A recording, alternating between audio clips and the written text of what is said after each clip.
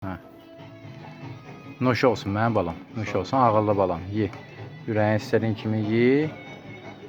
Rahat.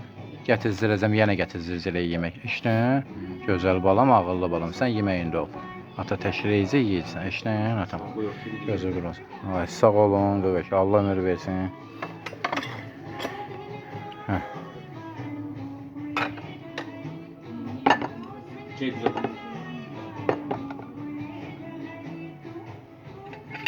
Sağ olun, qıvək. Allah ömür versin. O isti lavaş, təndir lavaş. Çox sağ ol. Allah razı olsun. Olsun. Ayrı bir istəyiniz var? Sağ olun, gözəlliyin, sağ olun. Ye atam.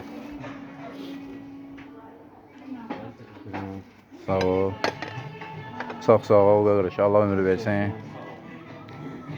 Ye atam. Oyun olsun. Sağ salamat qutarıb evimizə, işimizə gələsən. Ata sən belə yığıncaq eləsən, bundan qəşəng. Eşitdin? Bundan qəşəng yığıncaq eləsən. Ata sən oyun olsun, xeyir işində görüşək. Ata sən toy eləsin. Sağ salamat, xeyir işində yığılsın cəmaatı.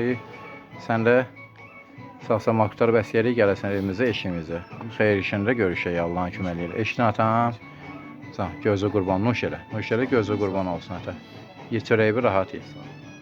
Sən ataya bax. Yaxşısan? Ürəyiniz oldu atam? Yaxşıdır. Ürəyiniz oldu atam? Sən gözü qurban olaram. Ye, ye.